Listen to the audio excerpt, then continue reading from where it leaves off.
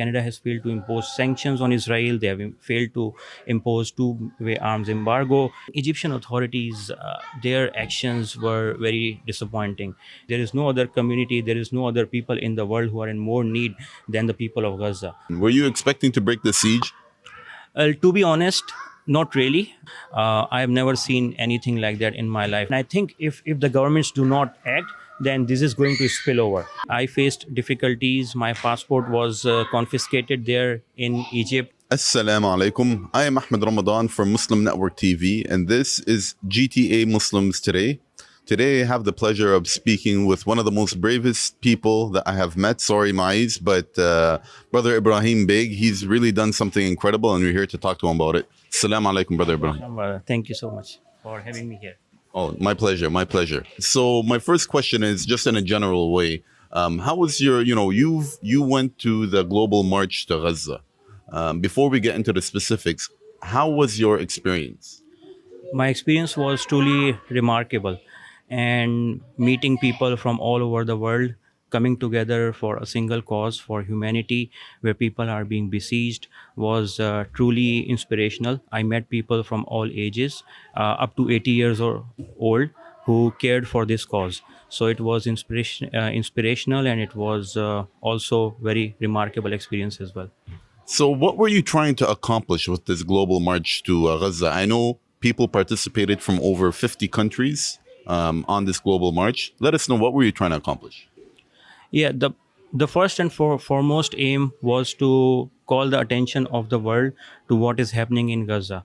There is a total siege. People do not have access to very basic necessities of life, and children and young and old, all type of people are being starved. And there have been reports that many children have been killed there. So I wanted to bring an attention to this ongoing suffering and man-made suffering.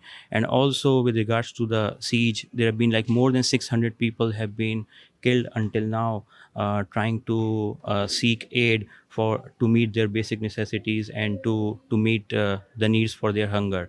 So I think that was the first and foremost motivation.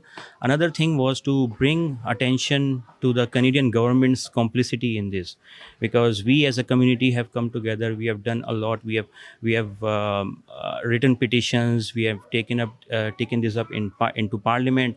We have delegated on local level. We have tried to meet politicians. We have called the media's attention. We have written about it. But what we see is hollow response from the Canadian government. And we see, even like, let alone action, even the statements are hollow. Like, for example, the Canadian foreign minister said that siege should not be used as a political tool. It's not a political tool, it's a war crime, right? And then secondly, what we have seen is Canada has failed to impose sanctions on Israel. They have failed to impose two-way arms embargo. Canada continues to uphold the Canada-Israel free trade agreement, and all types of relations with Israel, which is really disappointing. And I wanted to bring an attention of the Canadian people to this complicity. And then also I wanted to encourage the community members to do more. Although we have done a lot, but this is not helping. And myself, like being a father of three, when I see children suffering, I see in them my own children.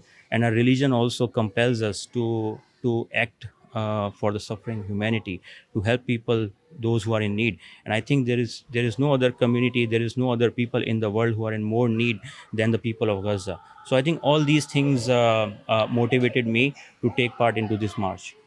So when you got to Egypt, were you hoping to actually break the siege, or were you expecting resistance? And where did that resistance come from? Actually, let's start with the first question. Were you expecting to break the siege? To be honest, not really, because we see Egypt itself as a country has portrayed itself as a silent bystander in this conflict. So I did not expect a lot, but at least I expected better than what happened there, and we expected to bring attention of the world to it, which I think we achieved. and all the goals which I mentioned, I think we achieved, apart from being able to reach to Rafah border, which obviously we faced a lot of resistance there on that. And where did you get that resistance from? Was it on the Egyptian side? Was it on the Israeli side? That was on the Egyptian side, because we went to Cairo, and then we planned to march to Rafah border in Egypt.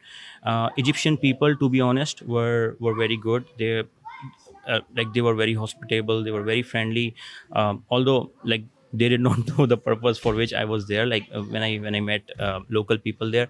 But I think Egyptian authorities, their actions were very disappointing, and there was a lot of resistance. People were deported straight away from the airport.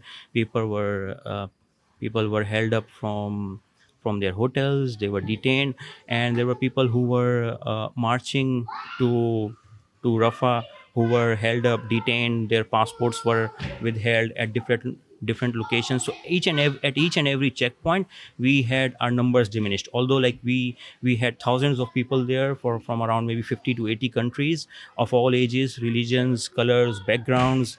But I think we got reduced at each and every stage of the march, and ultimately we were not able to reach to Rafah. So, from the people that you met there,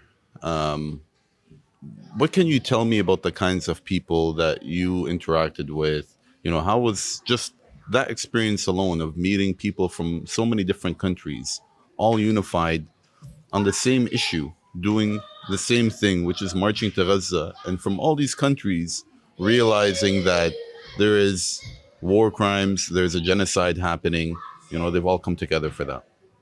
Yeah, that was remarkable and inspirational as well. I have never seen anything like that in my life. Meeting people from different parts of the world, different races, colors, backgrounds, religions, Muslims, Jews, Christians, Hindus. That was truly inspirational, and all had united for the same for the same cause. I met people up to as much as 80 years of old in that heat. Like it's pretty hot in Egypt in the summertime, but they were ready to march to Rafah. And whoever I spoke to was very disappointed with how the world and how the governments of different countries have reacted to this tragedy, and they all wanted peace for the people of Gaza. They all wanted this siege to be broken, and they all wanted this aid, much needed aid, desperately needed aid, to get to the people of Gaza. So we shared different ideas. And the solidarity and the camaraderie between the people was also truly amazing. Like we were united for a single cause, and that united us. So I think that was amazing. So, what's next for you now? Obviously, the siege is still there, and people are still suffering. And beyond the siege, it's one thing to have siege on food, but they're also being bombed and killed daily.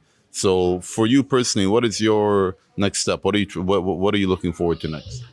Well, I mean, I personally, and I would say that the people who I met, we are not stopping here. We are going to continue this struggle, and this is just a start.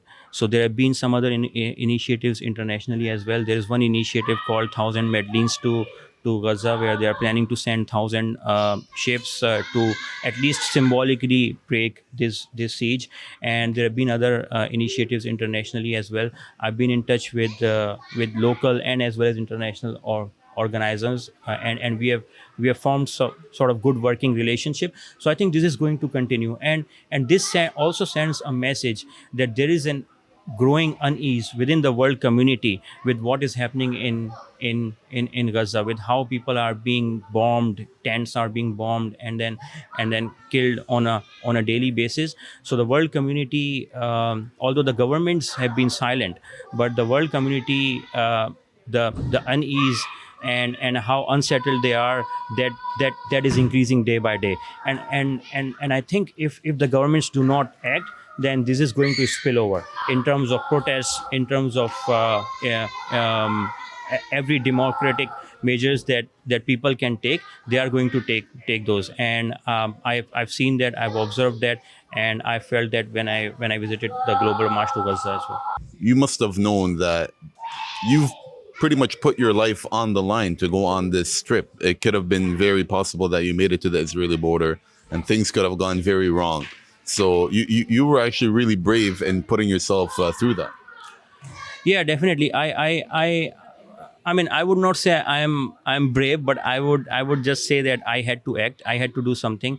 I faced difficulties. My passport was confiscated there in Egypt, and I had to sleep one night at the airport parking lot, and but despite all those difficulties, I feel that those are nothing as compared to the hardships that the people in Gaza are going through, and as compared to the suffering that they are going through.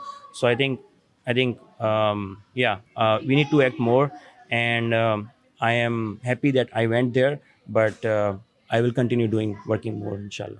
Thank you so much for your time. I really appreciate it. This is Ahmed Ramadan from Muslim Network TV with a very special interview with somebody that was on the march to Gaza with people from over 50 countries from around the world. Assalamu alaikum.